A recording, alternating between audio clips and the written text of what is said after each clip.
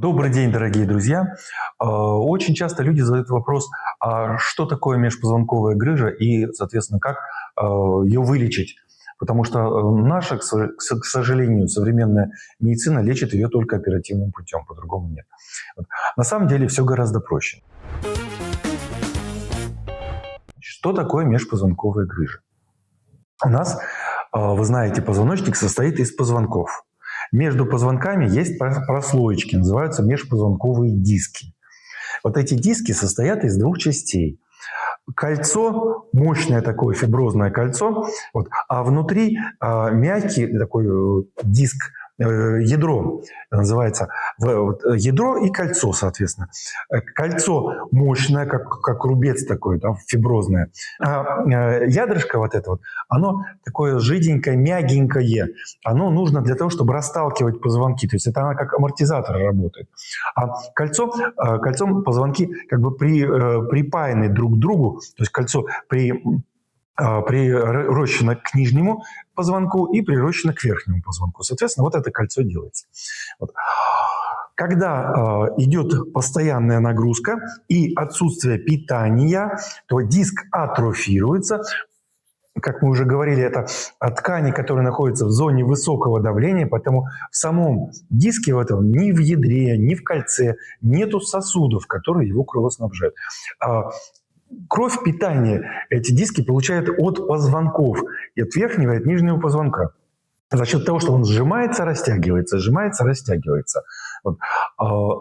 Но эта ткань, соответственно, не имеет собственных сосудов. То есть для того, чтобы они питались, эти ткани, должно быть сжатие, растяжение, то есть движение между позвонками. Когда мышцы позвоночника напрягаются, этот объем движения существенно ограничивается. Позвонки уже слабенько-слабенько двигаются друг относительно друга. А раз они слабо двигаются, значит, происходит атрофия диска, отсутствие трофоспитания. То есть диск перестает нормально, полноценно питаться, происходит атрофия. Внешне это выглядит как уменьшение высоты диска. Когда смотрят МРТ или рентген, диски становятся тоньше. Соответственно, когда-то происходит атрофия настолько происходит этого диска, а поскольку в первую очередь более сухое является как раз более сухим является кольцо, то атрофия кольца приводит к тому, что когда-то при надавливании на ядро выталкивает, разрывает это кольцо атрофированное и выпадает сюда за пределы позвоночника. Это и есть грыжа межпозвонкового диска. То есть грыжа – это это выпавшее ядро, которое порвало кольцо. Вот как это все происходит. Что такое диск? Соответственно, причиной разрыва этого диска и выпадения ядра, грыжи межпозвонкового диска, является отсутствие питания и, соответственно, атрофия диска этого. Вот как все происходит. Что нужно сделать? Нужно накормить. Но поскольку нашим врачам об этом никто не рассказывает, что нужно накормить, и они не знают, что питание нарушается не просто так, неизвестно с чего, а именно из-за мышечного напряжения, что отсутствует подвижность в межпозвонковых суставах. Соответственно, они единственный вариант лечения предлагают. Это давайте мы удалим эту выпавший диск. Просто удаляется диск, сращиваются позвонки и все. Вот как наша медицина лечит грыжи межпозвонковых дисков. А на самом деле все гораздо проще. Во-первых, это выпавшее ядро, это грыжа межпозвонкового диска, само по себе никакой симптоматики не дает. То есть она протекает абсолютно бессимптомно. И только на МРТ или на рентгеновском снимке врачи уже видят, что да, у вас там грыжа межпозвонкового диска. На самом деле, те сказки, которые рассказываются людям о том, что там выпало ядро, передавливает корешок нервный, поэтому у вас болит нога, фигня все это на постном масле. Никто никогда никакие корешки не передавливает. Боль появляется только из-за мышечного напряжения, а не из-за того, что образовалась грыжа диска. Грыжа диска протекает абсолютно бессимптомно. Вот как это на самом деле. Соответственно, если все-таки вы хотите, чтобы убрать, можно, но на это потребуется несколько лет. Но практика показывает где-то 5-7 лет. Что нужно делать? Нужно делать упражнения для подвижности межпозвонковых суставов. То есть расслабить вот эти забитые мышцы, привести их в порядок, сделать так, чтобы они работали. И каждый день работать. Ну, много существует различных техник. Вот я всегда рекомендую так называемую суставную гимнастику Мирзакарима Нарбекова. Очень хороший комплекс, который как раз и дает вот эту подвижность. Вот. То есть в течение часа, если каждый день выполнять вот этот комплекс, то за 5-7 лет вы можете потом сделать опять МРТ и посмотреть, диск восстанавливается. Все восстанавливается. Опять будет ядро, опять будет кольцо целое, да? Вот. И никакого разрыва не будет. То есть это можно все сделать. Но если вам нужно по часу в день 5-7 лет этим заниматься, ради бога, пожалуйста.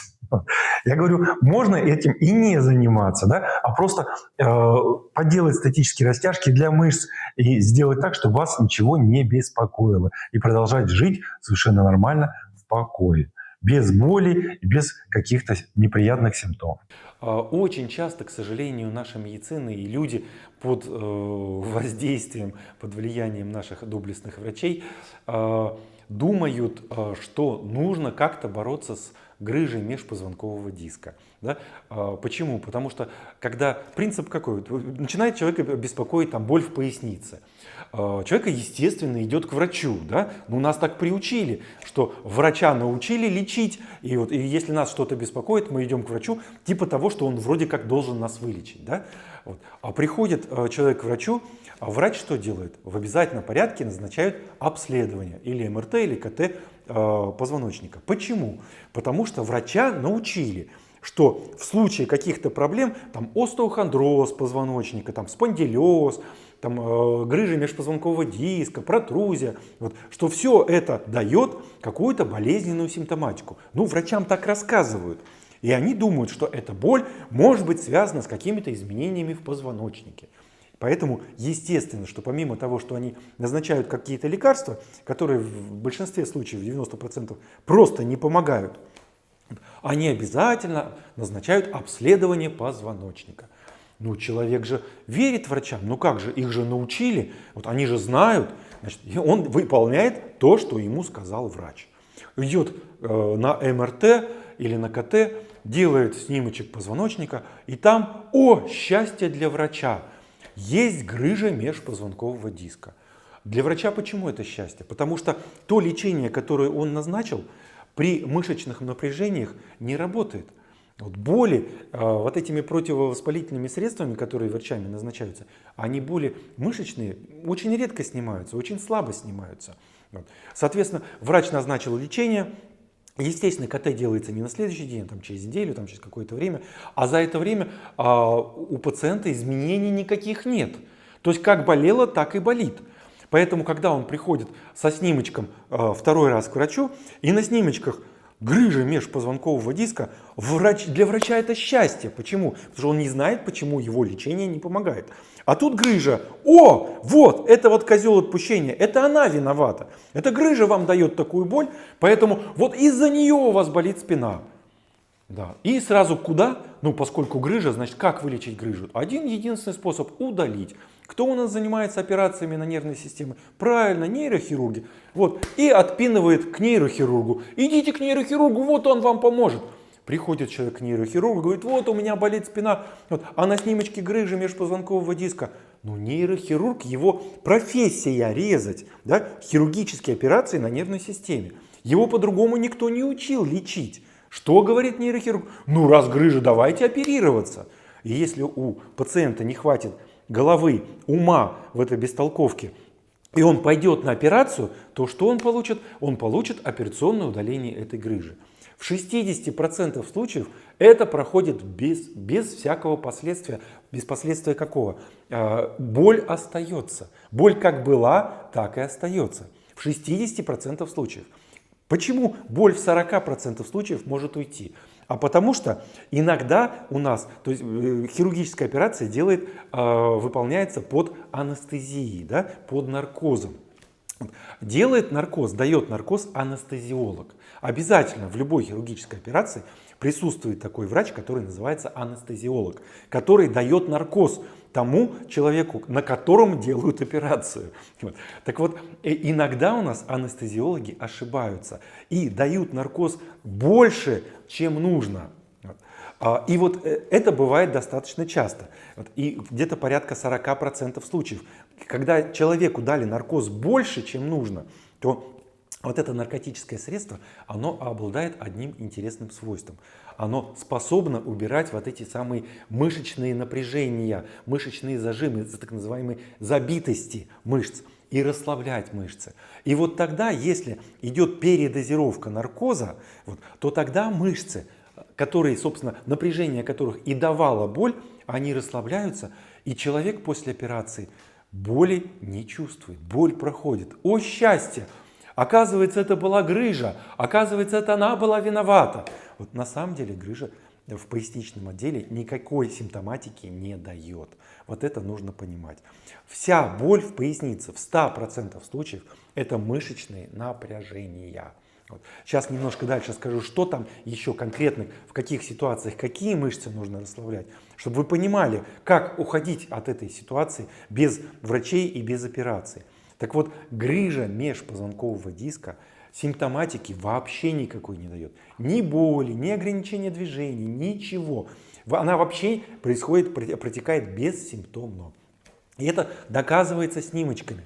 То есть много людей, у которых есть грыжи, они ходят себе спокойно и делают снимочки, естественно, только тогда, когда начинает что-то беспокоить. А беспокоит их напряжение.